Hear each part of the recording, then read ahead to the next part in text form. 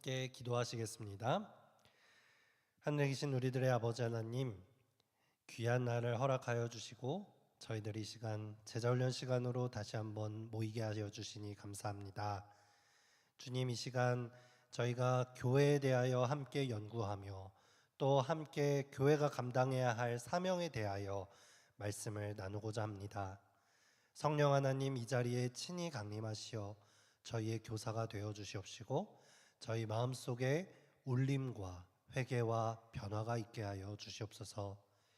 늘 왔다 갔다 하는 그런 나만의 교회가 아니라 주변 이웃들과 주님의 사랑과 복음을 나누는 그런 열려있는 교회 될 수 있도록 우리 성도들의 각각 삶을 함께 인도하여 주시옵소서.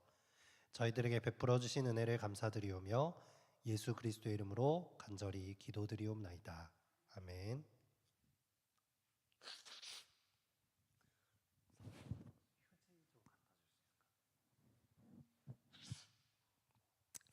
네, 안녕하십니까. 우리 오늘 수요 제자훈련반 우리 전도훈련학교가 진행 중에 있는데요. 오늘은 12장 사명을 감당하는 교회라는 제목으로 함께 말씀을 나누려고 합니다.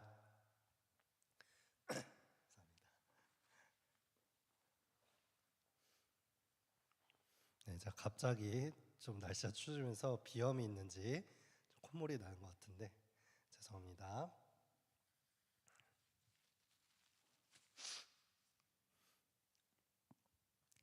네, 사명을 감당하는 교회. 우리 오랜만에 제자훈련 시간을 통해서 이렇게 함께 모이게 되었습니다. 지난 전도훈련 학교를 진행하면서 우리 지난 10월 중순이었죠. 많은 구도자분들께서 또 교회를 방문해 주시고 침례자도 나오게 된 우리 전도회가 잘 준비되어서 우리 진행되었을 수 있었음에 하나님께 너무나도 감사드리고 수고해 주신 우리 성도님들께 감사드리게 되는 시간이었던 것 같습니다. 이제 어느새 연말이 가까워지는 시간이 되는 것 같습니다. 우리 오늘 이 시간을 통해서는 우리 교회가 다시 한번 우리 교회가 맡은 사명에 대해서 생각해 볼 수 있는 귀한 시간 되었으면 좋겠습니다. 지난 11과에서는 성령이 임하시면이라는 제목으로 예수님께서 승천하시며 남기신 지상 명령과 오순절 성령 충만 사건을 통해서 성령이 임하시는 교회가 어떤 모습인가 하는 모습을 살펴보았습니다. 오늘도 그 내용에 이어지는 내용이라고 생각할 수 있겠는데요. 우리 성령 충만 사건 이후 생겨나기 시작한 초대교회 모습을 좀 더 살펴보면서 교회가 가져야 할 자세와 사명에 대하여 말씀을 나누고자 합니다. 여러분은 교회 하면 어떤 것들이 떠오르시나요? 어떤 생각들이나 어떤 단어들이 딱 떠오르십니까? 교회 하면 일단은 십자가가 세워져 있는 건물 혹은 뾰족하게 첨탑이 세워져 있는 어떤 기독교적인 활동을 하기 위해 지어진 건물을 떠올릴 수 있을 것입니다.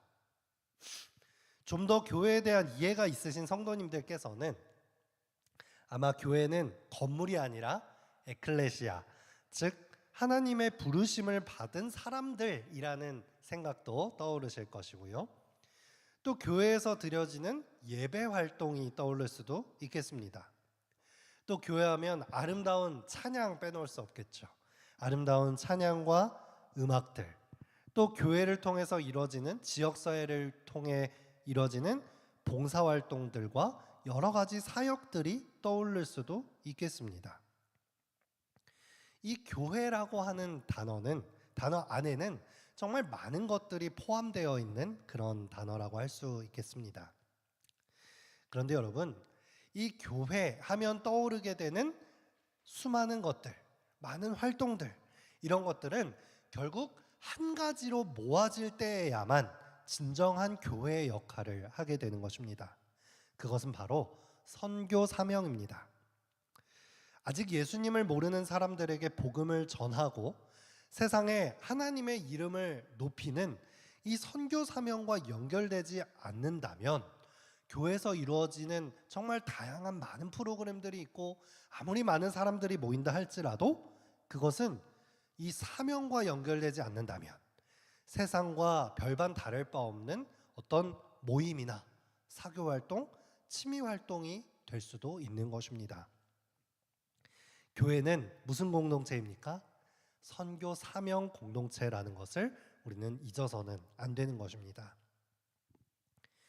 예수님께서 이 땅에 이 공생의 사역을 마치시면서 하늘로 승천하시기 전에 제자들에게 두 가지의 명령을 내렸습니다. 어쩌면 이 명령을 기초로 하여 교회라는 공동체가 만들어지기 시작했고, 그렇기 때문에 예수님의 두 가지 명령은 교회를 부르시는 가장 기초적인 부르심과 사명이라고도 할 수 있습니다. 지금도 우리가 기억해야 할 사명이라고도 할 수 있겠죠. 첫 번째 명령은 어떤 명령이었습니까? 저희에게 분부하여 가라사대 예루살렘을 떠나지 말고 내게 들은 바 아버지의 약속하신 것을 기다리라 라고 하는 명령이었습니다. 기다리라. 아버지께서 약속하신 것이 무엇입니까? 성령 하나님이죠. 내가 가는 것을 두려워하거나 슬퍼하지 말아라. 내가 가면 보혜사 성령이 너희와 함께 하시는 성령의 시대가 올 것이다 라는 것을 약속하셨고, 성령이 임할 때까지 기도하며 기다리라 라는 명령을 하셨습니다. 두 번째 명령은 무엇입니까? 오직 성령이 너희에게 임하시면 너희가 권능을 받고 예루살렘과 온 유대와 사마리아와 땅끝까지 이르러 내 증인이 되리라 하시니라. 곧 복음을 증거하라 라고 하는 명령이었습니다. 즉 처음 교회가 생길 때부터 교회의 설립 목적이 무엇이었습니까? 성령을 받아서 전도를 하기 위한 선교 공동체였다는 것입니다. 성령 하나님을 기다리고 선교하라, 전도하라. 이 선교 명령에 불순종하는 교회는 결코 교회다운 교회가 될 수 없는 것입니다.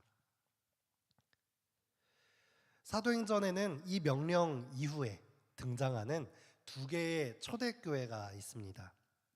하나는 예루살렘 교회이고 하나는 안디옥 교회입니다. 사도행전을 통해서 우리는 비교적 자세히 이 교회의 배경과 또 상황들을 살펴볼 수 있는데요. 오늘 이 12과에서는 이 두 교회를 비교하면서 시작을 하고 있습니다. 예루살렘 교회와 안디옥 교회의 공통점은 무엇일까요? 공통점은 하나님께서 기다리라 라고 하는 명령을 잘 수행했다는 것입니다. 제자들이 이 마가의 다락방에 모여서 간절히 기도하는 가운데에 오순절 성령 충만 사건이 일어난 것이죠. 그리고 그 성령 충만 사건을 배경으로 하여 예루살렘 교회가 생겨난 것입니다. 그런데 이 두 번째 명령에서 차이가 나기 시작합니다. 땅끝까지 선교하라는 이 말씀에 예루살렘 교회는 순종하지 않았고 안디옥 교회는 순종하는 모습을 보여줍니다. 자, 먼저 예루살렘 교회를 살펴보겠습니다. 자, 예루살렘 교회는 이 예루살렘 말만 들어도 누가 뭐라 해도 성경의 가장 중심되는 배경이 되는 예루살렘에 세워진 교회이자 최초의 교회입니다. 구약 성경은 이 가나안 땅을 찾아 나선 유대인들 그리고 이스라엘이라는 나라를 세워가는 이야기며 그 중심에는 이 예루살렘이 있는 것이죠. 신약에 넘어와서도 예수님께서 이 땅에 오셔서 활동하신 무대가 되는 배경이 어디입니까? 예루살렘입니다.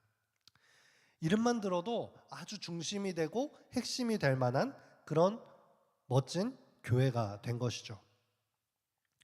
그런데 이 예루살렘 교회, 예수님과 직접 동행했던 사도들, 그보다 뛰어난 리더들이 있겠습니까? 예수님과 함께 공생애하며 기적을 경험하고 십자가의 죽음과 부활을 직접 목도했던 사도들이 지도자가 된 교회. 얼마나 든든하고 부응할 수밖에 없는 그 배경을 가진 것입니까? 이러한 지도자가 있는 교회가 정말 부럽기까지 한데요. 성령 충만 사건까지 경험하고 나니 정말 뜨거웠을 것입니다. 그런데 이상하게도 사도행전 초반부에는 이 예루살렘 교회가 생겨나고 성령 충만 사건이 일어나는 배경으로서 그려지지만 중반부와 후반부로 가면서 예루살렘 교회에 대한 내용은 없어집니다. 그리고 무대가 안디옥 교회와 바울의 선교 내용으로 이어지는 것을 볼 수 있죠. 그 이유는 이 두 번째 명령, 선교 명령에 순종하지 않은 교회가 되었기 때문일 것이다 라고 예상할 수 있는 것입니다. 예루살렘 교회는 초반에 이 사도행전에서 베드로가 이방인 고넬료의 집에 이 이상을 받은 이후에 이방인에게도 복음을 전해야겠다 하면서 복음을 전한 이후에는 이방인에 대한 선교가 끝이 납니다. 유대를 넘어 사마리아와 땅끝까지 선교를 해야 한다는 선교 사명이 있었음에도 불구하고 이 예루살렘 교회는 여전히 자신들의 편견을 뛰어넘지 못한 거예요. 자신들의 선민주의 사상, 또 율법주의에 빠져서 선을 넘지 못한 거죠. 그리고 그들의 초대교회 사람들에게 있었던 중요한 신앙 기반이 있었는데 그것은 종말 사상이었습니다. 내 시대 안에 예수님께서 다시 오실 거라고 하는 그런 굳은 약속. 사실 그 약속을 믿는다는 것은 중요한 믿음입니다. 아주 중요한 믿음이죠. 어쩌면 우리가 정말 언제 오실지 모르는 예수님의 재림을 곧 오실 거라고 생각하면서 이 종말 의식을 갖고 기다리는 것, 너무 중요한 신앙의 기본이 되는 것입니다. 하지만 그런데 잘못된 종말 사상, 이 잘못된 종말 사상으로 인해서 선교를 하지 않고 내 안에서 이기주의적으로 변질돼 버린 종말 사상은 이 선교를 가로막는 담이 될 수 있다는 것입니다. 그래서 이 예루살렘 교회가 가지고 있던 잘못된 종말 사상은 그리스도인들을 자기중심적으로 만들어 버리기도 했다는 것입니다. 결국 예루살렘 교회에서 이루어졌던 기도, 말씀, 찬양, 떡을 떼는 것, 친교, 많은 것들이 이루어졌지만 그것이 선교로 이어지지 않았을 때에 모두 자기들끼리 모이고 재미를 느끼고 친교하는 데에 사용되어 버린 것입니다. 현재 우리의 교회도 이렇게 변질될 수 있을까요? 가능한 것이죠. 복음을 우리 안에만 가지고, 이 재림의 진리를 우리 안에만 가지고 우리끼리 예배하고 우리끼리 모이고 친교하는 데만 집중한다면 이 복음이 가져와야 할 진정한 기쁨, 이웃에게 그 복음이 전달되어서 다시금 다른 사람을 변화시키고 예수님께 돌아오게 할 수 있는 그 큰 기쁨을 맛보지 못할 수 있다는 것입니다. 우리가 선교 120주년을 기념하며 많은 예배를 드릴 때에 선교사의 이 사명의 이야기에 집중했던 것을 우리는 기억할 수 있습니다. 너무나도 감동이 되고 그것이 여전히 우리의 마음을 뜨겁게 하는 이유가 무엇입니까? 그것은 복음이 내 안에 갇혀 있었던 것이 아니라 전달되었고 그것이 다른 사람들을 변화시키는 데 사용되었기 때문입니다. 우리가 누릴 수 있는 가장 큰 복음의 기쁨은 이웃과 나누며 다른 사람을 변화시키는 데에 있다는 것이죠. 예루살렘 교회는 이후에 어떻게 되었을까요? 사도행전 8장에 가서 볼 수 있듯이 큰 핍박 가운데 흩어지게 됩니다. 스데반이 이 예루살렘 안에 일어나는 핍박 가운데서 순교하게 되는 것이죠. 이 순교로 말미암아서 예루살렘 교회가 많이 흩어지게 되고 자발적이 아니라 외압에 의해서 유대와 사마리아와 온 땅으로 흩어져 나가기 시작한 것입니다. 이 스데반의 순교는 결코 헛되지 않았습니다. 사람의 눈에는 어떻게 보였을까요? 그렇게 예수 믿더니 이렇게 핍박을 하니까 흩어져 버릴 수밖에 없구나. 세상의 권력이 승하고 교회가 패배한 것 같고 복음이 쓰러지는 것 같지만 하나님께서는 오히려 이 박해를 통해서 고여있던 예루살렘 교회를 흩트게 하신 것이죠. 이 고난과 핍박을 통해서 예루살렘 교회는 유대 지방을 넘어 더 많은 지방들의 복음이 속히 전해지는데 큰 역할을 하게 되었습니다. 이렇게 선교의 국면이 전환되게 되었는데 한 가지 문제가 있었습니다. 멀리 흩어지고 여러 지방으로 흩어져 있던 이 예루살렘 교회의 그리스도인들이 그 흩어지고 나서도 누구에게만 복음을 전했습니까? 유대인들에게만 복음을 전했다는 것입니다. 여전히 편견을 가지고 여전히 문제가 있었다는 것이죠. 그런데 다음 20절의 말씀입니다. 11장 20절. 그 중에 구브로와 구레네 몇 사람이 안디옥에 이르러 헬라인에게도 말하여 주 예수를 전파하니 주의 손이 그들과 함께 하심에 수다한 사람이 믿고 주께 돌아오더라. 각 지역에 흩어져 있던 유대인들에게뿐 아니라 누구에게도 복음이 들어가기 시작했습니까? 헬라인들에게. 유대인들이 이방인이라고 멸시하고 복음을 받아들이지 못할 것이라고 생각하던 그 이방인들에게 복음이 전파되기 시작하니 오순절 성령 충만의 사건 때처럼 하나님께서 함께 하시는 그 모습이 드러나기 시작하는 것입니다. 많은 이방인들이 이 안디옥 교회에 찾아오게 되고 그리스도인이 되기 시작한 것입니다. 많은 사람들이 놀라기 시작했어요. 유대인들이 많이 놀라웠고요. 하나님께서 말씀하셨던 이 땅 유대와 예루살렘을 넘어서 땅 끝까지 복음을 전파하라는 것이 이것이구나. 복음이 가져오는 기쁨이 바로 이것이구나 라고 하는 것을 느끼기 시작한 것입니다. 안디옥은 그 당시 아주 큰 도시였습니다. 수리아 지역의 수도였고 또 로마 제국 안에서도 또 알렉산드리아 에베소 다음으로 큰 도시였습니다. 무역의 중심지였고 수많은 문화의 부유함이 있었고 또 많은 사람들이 찾는 휴양지이기도 했습니다. 얼마나 활발했던 도시인지 떠올릴 수 있으시겠죠? 그런데 이러한 화려한 도시에서 예수님을 믿는 사람들이 번성하기 시작했다는 거예요. 우리가 잘 알고 있듯이 이 안디옥 교회에서는 그리스도인들이 비로소 처음으로 그리스도인이라는 이름으로 불리기 시작했던 그런 부흥이 있었던 교회입니다. 사도행적에서 이 그리스도인이라고 불리던 이를 기록한 것을 볼 수 있는데요. 이것을 한번 자세히 살펴보기를 원합니다. 제자들이 최초로 그리스도인이라 불린 곳도 안디옥이었다. 그들의 설교와 가르침과 담화의 주제가 그리스도였기 때문에 그런 이름이 붙여졌던 것이다. 그들은 그분의 지상 봉사 기간에 일어났던 사건들, 그분의 가르침과 병 고치는 이적을 끈기 있게 강론하였다. 떨리는 입술과 눈물 어린 눈으로 그리스도의 고민, 배반당하심, 신문 그리고 처형, 원수들이 그분께 가한 모욕적 처사와 고문을 참으신 그 인내와 겸손, 그리고 당신을 핍박하는 자들을 위하여 기도하심, 그분의 부활과 승천, 그리고 타락한 인류를 위한 중보자로서 하늘에서의 그분의 사업 등을 계속적으로 자세히 열거하였다. 그들이 그리스도를 전파하고 그분을 통하여 하나님께 기도를 올리는 고로 이방인들이 그들을 그리스도인들이라 부르면 지당한 일이었다. 너무나도 감동적이지 않습니까?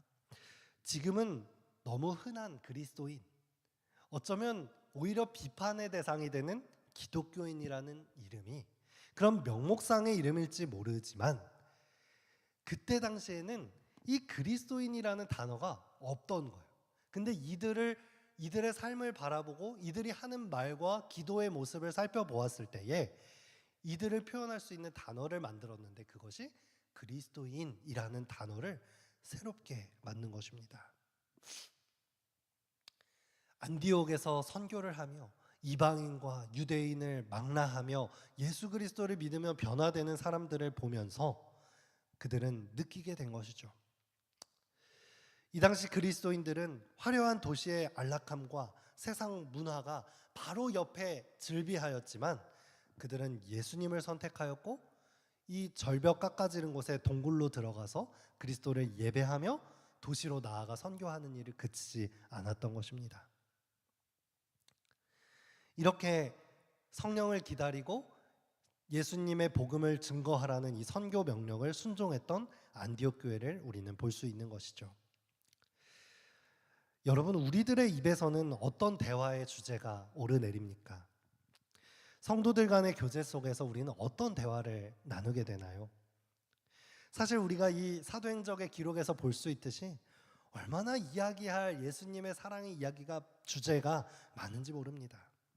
그런데 우리는 교회임에도 불구하고 온갖 세상 것들을 이야기할 때가 많습니다. 또 교회를 나가서 삶 속에서는 우리는 어떤 예수님의 사랑을 증거하면서 살아가고 있습니까? 교회를 떠나고 밖으로 나가는 순간 그리스도인인 것을, 재림교인인 것을 티내지 않고 그냥 세상과 별다를 바 없이 살아가고 있지는 않은가요? 우리는 안디옥 교회를 통해서 배울 수 있는 것입니다. 이 이후에 안디옥 교회는 신약 성경의 중요한 배경이 되고 선교의 본부가 됩니다. 우리가 안디옥 교회의 몇 가지 특징을 더 살펴보도록 하겠습니다. 우리는 이 안디옥 교회를 통해서 많은 것들을 배울 수 있는데요. 안디옥 교회는 첫 번째로 사람을 세우는 교회였습니다. 안디옥 교회가 이렇게 선교가 잘 이루어지고 이방인에게도 복음이 전파되기 시작했다는 이 소식은 예루살렘 교회에도 전달되었습니다. 그래서 이 예루살렘 교회는 적지 않은 충격을 받으면서 안디옥 교회처럼 변화되기 시작했고, 이 예루살렘 교회는 한 지도자를 안디옥 교회에 파송하게 됩니다. 그것은 바로 바나바입니다. 얼마 전에 우리 전도사님께서 이 바울을 만난 사람 바나바에 대해서 잘 설교를 해주셨는데요. 바나바는 왜 안디옥 교회로 가게 되었느냐면 구브로 출신으로서 똑똑하고 부자였던 사람입니다. 그리고 더 중요한 것은 헬라어를 할 줄 아는 유대인이었다는 것입니다. 그리고 그리스도인이었겠죠. 그래서 그는 안디옥 교회로 파송을 받은 것입니다. 그리고 지도자가 되어서 안디옥 교회를 잘 치리하였습니다. 바나바의 성품은 성경에서 말하기를 착한 사람이요 성령과 믿음이 충만한 자라 이렇게 말합니다. 성경에 이렇게 기록되었다고 하니 얼마나 영광스러운 일입니까? 정말로 착하고 믿음이 충만한 사람이었다는 것을 우리가 인정할 수밖에 없는 것이죠. 바나바가 이렇게 부흥하고 있던 안디옥 교회에 도착하고 나니 그 교회가 지도력이 생기고 조직을 갖추면서 더 많은 무리가 예수님께 돌아오는 역사가 일어난 것입니다. 이렇게 복음 사업이 점점 확장되고 교회가 커지고 사람이 많아질 때에 교회가 빠지기 쉬운 함정이 있습니다. 그것은 지도자를 키우지 않는다는 함정에 빠질 수가 있다는 것입니다. 지도력을 독점하고 사역자들이 호의호식하고 이렇게 부유하고 커진 교회가 마치 나 자신이 이뤄낸 것인 양 생각하게 되는 것입니다. 우리나라의 개신교 안에서 일어나는 문제 중에 하나가 이 대형 교회의 세습 문제입니다. 많은 사람들이 이런 기독교의 행태를 보면서 많은 이 목회자들이 권력과 재산에 대한 욕심을 가지고 있는 모습을 보면서 이 기독교 자체에 대한 실망을 갖게 되는 것입니다. 그런데 안디옥 교회는 그렇지 않았습니다. 지도자로 세워졌던 바나바가 이 안디옥 교회의 부흥을 이끌었지만 그것을 자신의 공으로 여기지 않고 이 지도력을 나누기를 원했고 그 다음 이 교회를 이끌어갈 사람을 키우기를 원했던 것입니다. 나만 잘나서 나의 재능과 나의 재력을 자랑하는 것이 아니라 다른 사람들과 협력하기를 원했던 것이죠. 그래서 바나바는 그때 당시 고향으로 낙향하여서 10년 동안이나 잊혀져 있던 이 사도 사울을 찾아가게 됩니다. 다소는 굉장히 먼 곳에 있었고 이 사울을 찾으러 다소에 갔다라고 하는 이 성경의 기록은 아마 이 사울을 찾기 위해서 수소문하는 모습을 볼 수 있는 것입니다. 지금 우리 교회에 이 사울이 필요할 텐데, 정말 이 유대인적으로도 뛰어난 학식을 가지고 있고 헬라어에도 능통한 이 사도 바울이 우리 교회에 온다면 우리 교회가 다시금 또 부흥할 수 있을 텐데, 정말 구석에 감춰져 있던 사람까지도 찾아내어서 양육하고자 하는 마음을 가지고 있던 것이 안디옥 교회였던 것입니다. 사실 사도 바울이 이 초대교회에 함께하기 얼마나 어려운 사람인지 알고 계시죠? 많은 가족들, 그들의 가족이었을 것입니다. 그리스도를 믿는다는 이유만으로도 핍박하고 그들을 핍박하러 찾아다니던 사람을 한 교회의 지도자로 영입할 만큼 열려있고 사람을 발굴하는 데에 진심이었던 교회였던 것입니다. 두 번째로 안디옥 교회는 어떤 교회였을까요? 바로 구제하는 교회였습니다. 안디옥 교회는 자신의 교회뿐 아니라 주변 교회와 이웃들의 어려움을 모른 채 하지 않는 그런 교회였습니다. 성경을 살펴보면 그때 당시에 큰 흉년이 들었던 것을 알 수 있습니다. 사도행전 11장 28절인데요. 그 중에 아가보라 하는 한 사람이 일어나 성령으로 말하되 천하가 크게 흉년 들리라 하더니 글라우디오 때에 그렇게 되니라.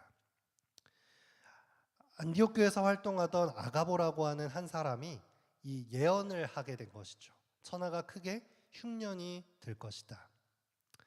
이렇게 흉년이 들었을 때에 흉년이 들 것이다 라는 것을 들었을 때에 안디옥 교회는 어떤 선택을 했을까요? 자, 앞으로 흉년이 다가온다 하면 어떤 것을 하시겠습니까? 그렇죠. 준비해야죠. 양식을 비축하고 재정을 비축하면서 흉년을 준비해야 할 것입니다. 그런데 안디옥 교회는 자신들뿐 아니라 이웃들을 위한 비축을 하기 시작합니다. 제자들이 각각 그 힘대로 유대에 사는 형제들에게 부조를 보내기로 작정하고 이를 실행하여 바나바와 사울의 손으로 장로들에게 보내니라. 자, 여기서 제자들이라고 하는 것은 그 예수님의 12제자가 아닙니다. 이 안디옥 교회에서 활동하던 새롭게 그리스도인의 이 지도자들이 되었던 그 제자들이 안디옥 교회에서 활동하던 제자들입니다. 그 그리스도인들이 각각 그 힘대로, 이 말뜻이 무엇입니까? 자신의 형편에 맞게 힘이 닿는 대로 이 아가보의 예언을 들으면서 흉년을 대비하면서 돈과 양식을 미리 모아놓기 시작한 것입니다.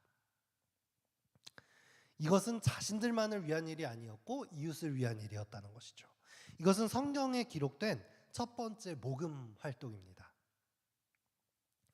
안디옥에 있는 유대인 그리스도인들 또 이방인 그리스도인들 할 것 없이 적극적으로 바나바와 바울은 이 모금 활동을 장려했을 것입니다. 이 일을 통해서 아마 그들은 더 마음을 하나로 연합할 수 있었을 거예요. 그래, 우리가 연합하여 내가 가진 작은 것이라고 할지라도 이것이 비축되었을 때에 또 이웃들에게 이것이 사용되고 다른 교회에 도움을 주었을 때에 이 흩어진 교회들이 얼마나 하나로 합쳐질 수 있을까? 얼마나 하나님의 복음이 선포될 수 있을까? 기대하는 마음으로 그들은 모금 활동을 한 것이죠. 그리고 흉년이 들었을 때, 흉년이 결국 찾아왔을 때 어떻게 했습니까? 바나바와 사울의 손에 들어서 예루살렘 교회를 돕는 일을 하게 된 것입니다. 아마 이 일을 통해서 예루살렘 교회는 오히려 저 이방인들이 모여있는 교회 이렇게 손가락질하던 것을 멈추고 나의 형제 교회로 받아들이고 또 이방인들을 위한 선교하는 마음을 더 가질 수 있는 그런 변곡점이 되었을 것이라 예상할 수 있습니다. 왜냐하면 이후에도 바울은 자신의 선교 여행 가운데 자주 모금 활동과 구제 활동을 통해서 효과적으로 선교를 계속해서 했던 것을 볼 때에 이것이 성도들을 연합시키고 이방인 교회들을 또 이 예루살렘 유대인들과 연합시키는 데에 잘 사용되었다는 것을 우리는 예상해 볼 수 있는 것이죠. 이처럼 우리의 이 구제 활동, 다른 이웃들을 돕고 또 다른 교회를 돕는 일은 정말 우리의 신앙생활에 중요한 역할을 합니다. 이 구제 활동을 함으로써 성도 간의 연합을 이룰 수 있는 것입니다.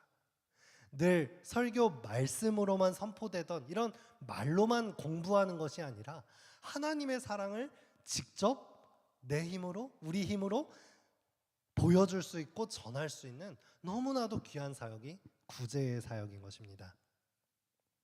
우리 저번 주였죠. 우리 교회에서는 이 딸기원 마을에 가서 연탄 봉사를 하였습니다. 우리 모든 성도님들이 내주신 또 도르가 헌금, 또 도르가회에서 열심히 활동하여 마련한 자금으로 우리 연탄을 마련하였고요. 이 연탄이 우리 목회실뿐만 아니라 도르가 집사님들, 또 장로님, 30대 반, 청년반, 학생반 다양한 세대가 함께 모여서 한마음 한뜻으로 봉사를 하였습니다.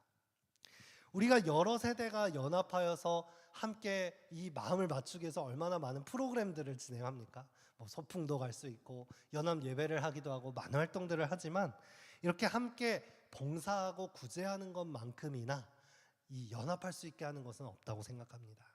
같은 마음으로 이 예수님의 사랑을 전달했을 때, 그 상대방에게 전해지는 이 복음의 힘을 느꼈을 때에는 우리 모두가 한마음 한뜻이 될 수밖에 없는 것이죠.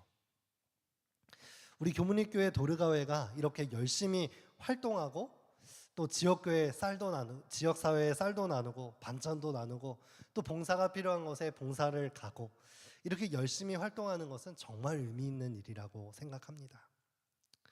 모든 교회에 도르가회가 다 있을 것입니다. 그렇죠? 그런데 모두가 이렇게 열심히 활동하지는 못한다는 것이 현실입니다. 그런데 우리가 이 안디옥 교회를 통해서 배울 수 있는 것은 우리가 넉넉하기 때문에 나누는 것이 아닙니다. 내가 없기 때문에 나중에 뭐 많이 돈을 벌면 힘이 생기면 그때 구제하겠다가 아니라 하나님의 사랑을 조금이라도 표현하기 위해서 십시일반 나의 힘이 닿는 대로, 나의 형편에 맞는 대로 구제 활동을 일단 실천할 수 있는 것, 그 사명을 감당할 때에 우리는 올바른 교회가 될 수 있는 것입니다. 자, 마지막으로 세 번째입니다. 우리가 안디옥 교회를 통해서 배울 수 있는 사명은 선교하는 교회였다는 것입니다.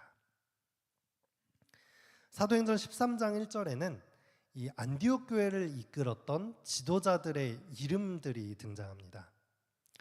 안디옥 교회 선지자들과 교사들이 있으니 곧 바나바와 니게르라 하는 시므온과 구레네 사람 루기오와 분봉왕 헤롯의 젖동생 마나인과 및 사울이라. 자, 딱 봐도 어떤가요? 정말 출신과 그 성분이 다양하죠. 구브로 출신의 바나바, 니게르라고 하는 단어는 이 흑인을 뜻하는데요. 흑인인 시므온. 어떤 사람은 이 사람을 뭐 구레네 시몬이라고 말을 하는 사람도 있습니다. 또 구레네 사람 루기오, 분봉왕 헤롯의 젖동생 마나인. 이 예수님을 십자가에 못 박히게 한 장본인이었던 이 헤롯 가문과 연관되었던 사람, 그리고 그리스도인들을 핍박하던 사울까지, 이렇게 다양한 사람들이 이 교회의 지도자가 되어 연합하여 한마음 한뜻이 되었다는 것이죠. 무엇이 그들을 이렇게 하나로 만들었을까요? 그것은 물론 자신들을 위해 목숨을 바치신 예수 그리스도의 사랑을 깨달았기 때문이었을 것이고, 두 번째는 이 사랑을 전하기 위한 선교 사명을 그들의 마음속에 함께 가졌기 때문이었을 것입니다.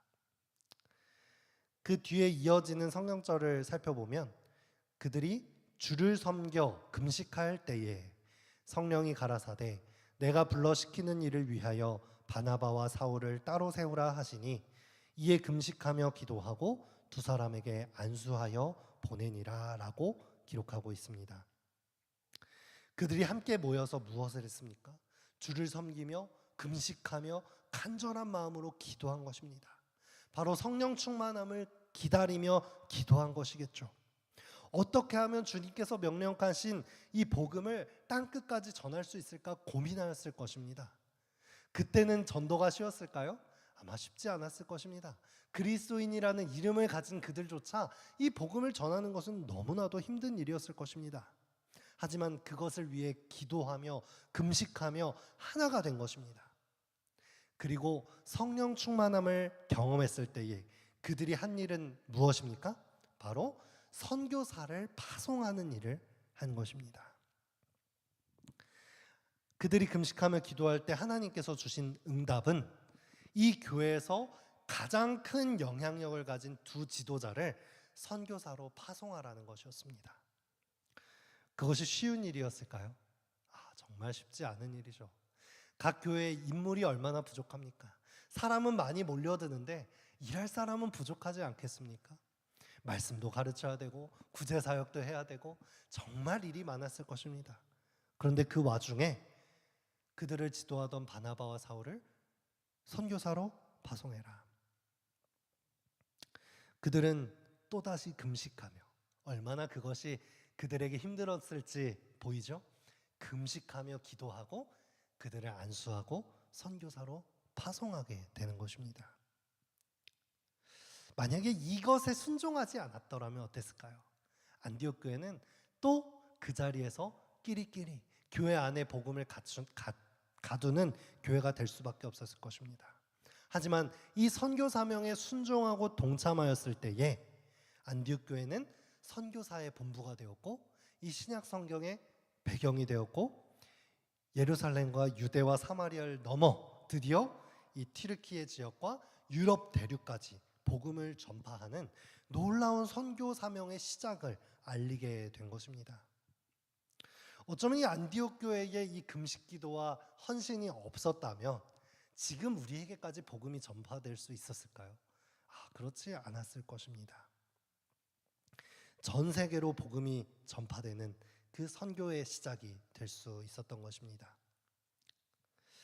여러분, 오늘 우리는 초대교회인 예루살렘 교회와 안디옥 교회를 비교해 보았고요. 또 그리스도인으로서 불린 이 초대교회 성도들의 삶을 돌아보았습니다. 그리고 안디옥 교회의 특징들을 통하여서 올바른 교회의 모본을 보게 되었습니다. 사람을 세우는 교회, 구제하는 교회, 선교하는 교회. 안디옥 교회의 이런 모습들을 닮은 우리 교문립 교회가 되면 좋겠습니다. 우리 교문립 교회가 정말 다양한 것으로 하나가 될 수 있지만 그것이 정말 초점을 맞춰야 할 것은 선교 사명입니다. 선교 사명으로 하나 되는 그런 선교 공동체가 되는 것이 우리의 꿈이 되고 우리의 바람이 되었으면 좋겠습니다. 사도행전 158페이지에 있는 글을 읽으면서 오늘 시간을 마무리하려고 하는데요. 안디옥에 있던 그리스도의 제자들의 모범은 오늘날 대도시에 살고 있는 모든 신자들에게 하나의 자극이 되어야 한다. 택하심을 입은 헌신하고 재능 있는 교역자들이 인구가 많은 중요한 중심지에 주재하여 공적인 봉사를 하는 것이 하나님의 명하신 바인 동시에 이런 도시에 살고 있는 교인들이 영혼 구원 사업에 그들의 천부의 재능을 사용하는 것 역시 하나님의 목적하신 바이다. 우리 각자가 가진 재능이 다 다르고 우리 품성이 다 다르잖아요.